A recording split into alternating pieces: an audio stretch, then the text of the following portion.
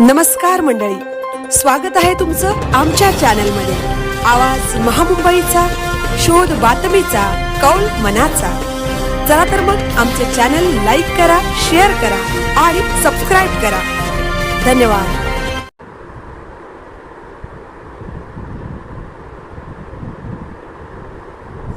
सिंघम असावा तर असा, लक्ष्मीनगरच्या माता भगिनी धावल्या थेट आयुक्तालयात। अधिकारी रवींद्र कदमांच्या बदलीला ब्रेक।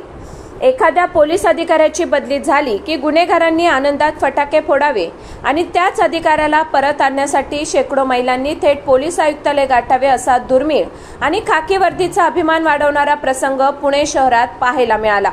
लक्ष्मीनगर पोलीस स्टेशनचे वरिष्ठ पोलीस निरीक्षक रवींद्र कदम यांच्या बदलीचे वृत्त आणि त्यानंतर ते रद्द होण्याची नाट्यमय घडामोड सध्या संपूर्ण पुण्यात चर्चेचा विषय ठरली आहे।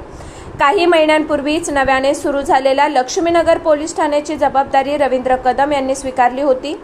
पदभार घेताच त्यांनी अवैध गावठी दारू विक्री, गुंडगिरी आणि भाईगिरी करणाऱ्यांवर कायद्याचा असा काही बडगा उगारला की गुन्हेगारांचे धाबेदान आणले। अनेक सराईत गुन्हेगारांनी रात्रीचे बाहेर पडणेही बंद केले होते।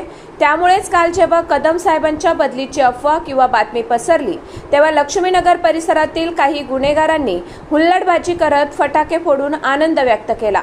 मात्र हा आनंद फार काळ टिकला नाही। रवींद्र कदम हे केवळ कडक कारवाई करणारे अधिकारी नाहीत, तर ते एक संवेदनशील समाजसुधारकही आहेत, हे त्यांनी आपल्या कार्यातून दाखवून दिले। परिसरातील ज्या महिला अवैध दारू व्यवसायात गुंतल्या होत्या त्यांना त्या चिखलातून बाहेर काढण्यासाठी कदम यांनी विशेष रोजगार मेळावे आयोजित केले। त्यांना अगरबत्ती बनवण्यासारखे गृहउद्योग सुरू करून देऊन सन्मानाने जगण्याचा मार्ग दाखवला। यामुळेच परिसरातील शेकडो माता भगिनींच्या मनात त्यांच्याबद्दल देवासारखे स्थान निर्माण झाले होते। कदम साहेबांच्या बदलीची बातमी समजताच लक्ष्मीनगरमधील महिला आक्रमक झाल्या।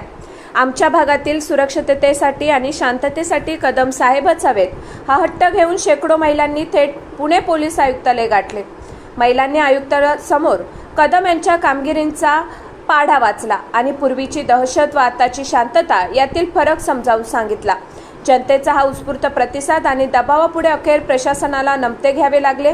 रवींद्र कदम यांची बदली रद्द झाल्याची अधिकृत माहिती मिळताच महिलांनी आयुक्तालय परिसर आणि लक्ष्मीनगरमध्ये पेढे वाटून जल्लोष साजरा केला।